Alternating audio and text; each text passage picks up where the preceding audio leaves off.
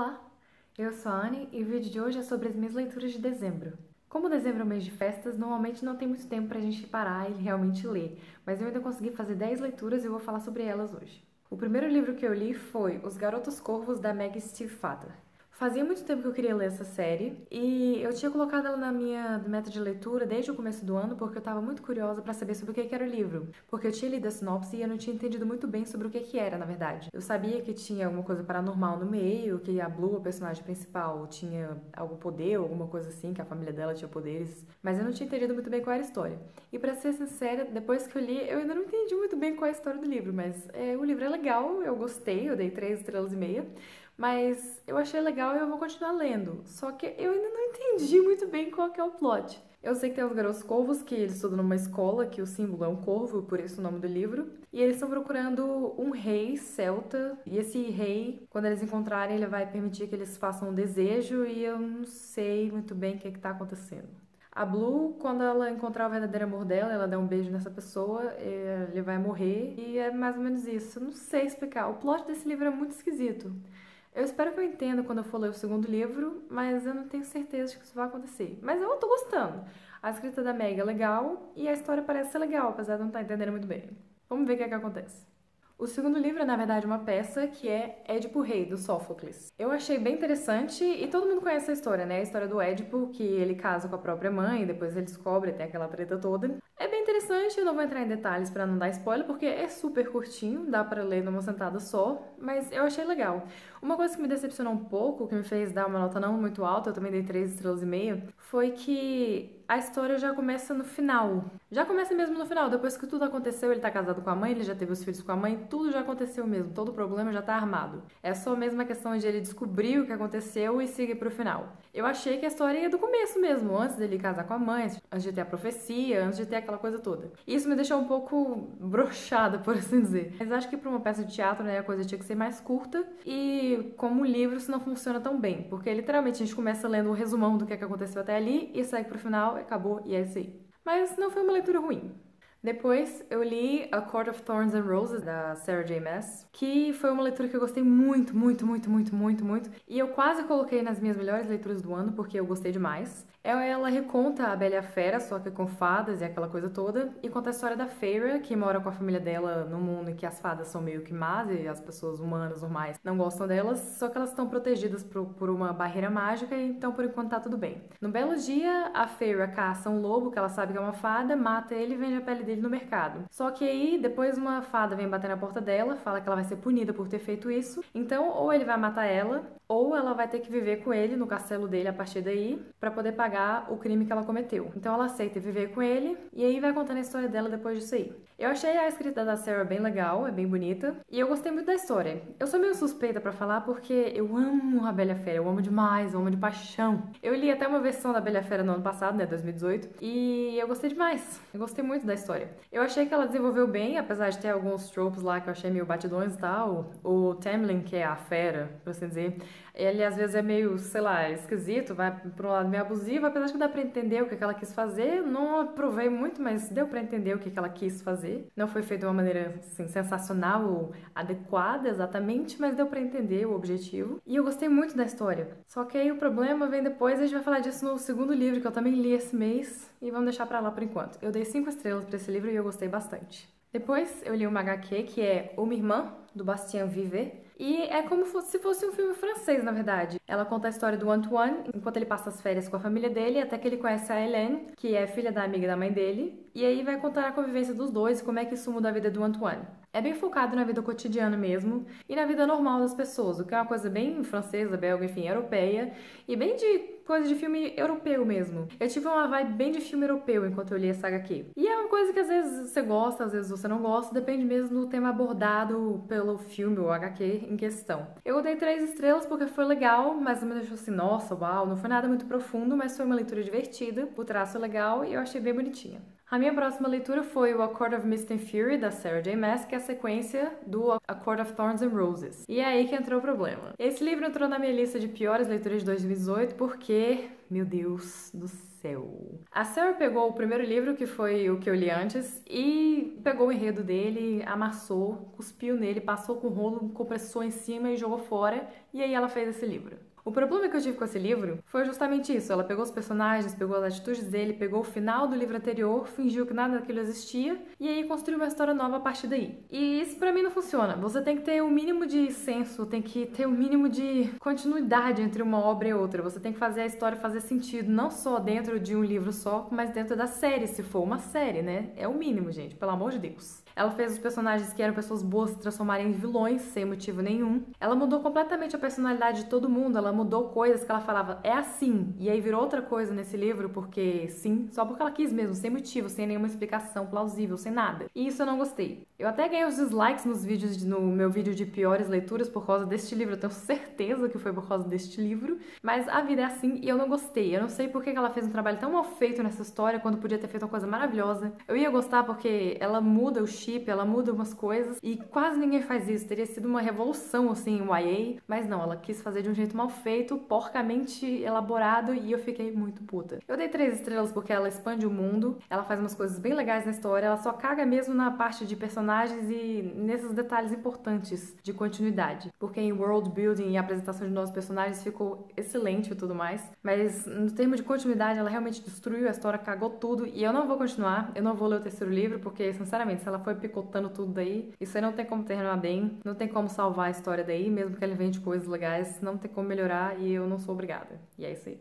Depois, eu li o livro do meu clube do livro, que foi o The Inexplicable Logic of My Life, do Benjamin L. Science. E ele é autor de um dos livros preferidos da minha vida, que é o Aristóteles e Dante Descobrem os Segredos do Universo. E normalmente ele escreve literatura com temática LGBT, e esse aqui teve um pouco, só que ficou um pouco diferente dos livros dele anteriores. Nesse livro aqui ele fala sobre o Salvador, que ele é adotado por um pai que é gay, que eu achei bem diferente, né? Não é o personagem que é gay, é o pai dele, já é um pouco diferente. E vai contando a vida do Sal. Ele não sabe muito bem o que ele quer da vida, o que ele tá fazendo da vida, e ele se sente diferente. Ele quer conhecer o pai biológico dele, porque ele acha que tem uma raiva dentro dele, que tem alguma coisa errada dentro dele, e ele não sabe como explicar, ele não sabe como lidar com isso, e ele não sabe o que ele vai fazer. Ele tem os amigos dele, que são o Fito e a Samantha, tem a avó dele, e vai mostrando a interação de todos esses personagens, também ele com o pai dele e o restante da família, e é muito legal de observar. É uma gracinha mesmo. É um livro sobre família, sobre amizade, não foca muito em romance, e eu achei isso bem legal, porque é uma leitura leve, é diferente e é super agradável. A escrita do Benjamin é uma coisa bem diferente, ele faz umas frases curtas, uns capítulos bem curtinhos e rapidinhos, você nem percebe que vai ler. Tem 700 milhões de capítulos esse livro, justamente por isso, porque ele faz tudo bem picotadinho, e normalmente eu acharia ruim, porque assim, não tem muita continuidade, por assim dizer, mas o jeito que ele faz é bem diferente e é bem agradável, sério mesmo, é muito bem feito, e eu recomendo bastante a leitura deste livro. Maravilhoso, 4 estrelinhas.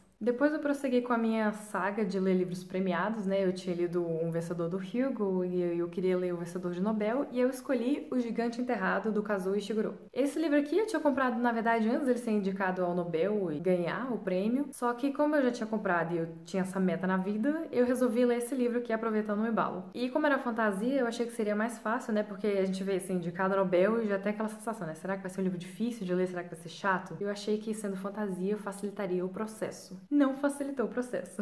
Spoiler, né? Por quê?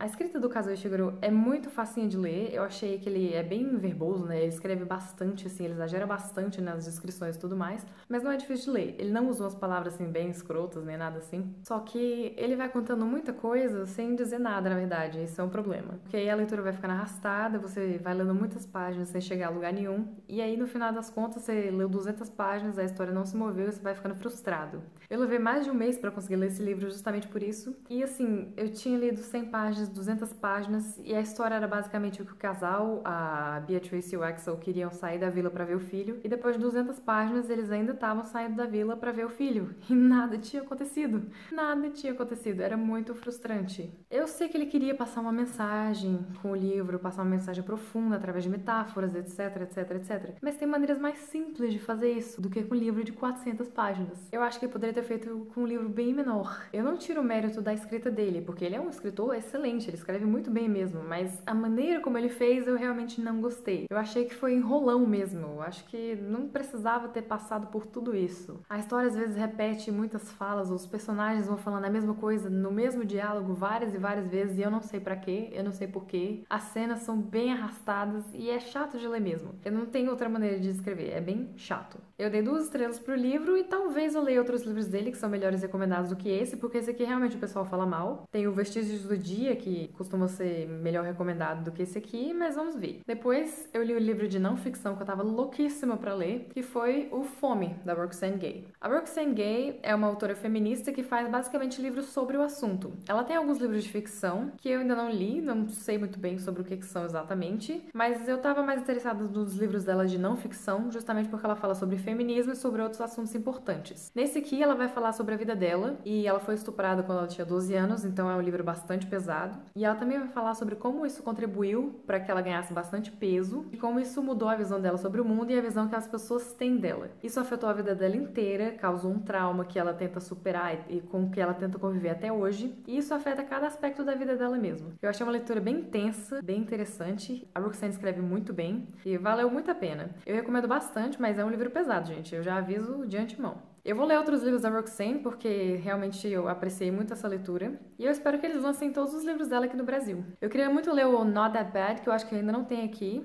Na verdade, era o que eu queria ler a princípio, só que aí eu vi que o Hunger, que é esse aqui, né, o Fome, tinha lançado aqui no Brasil. Mas eu gostei muito e eu recomendo bastante a leitura desse aqui. Eu dei 5 estrelas.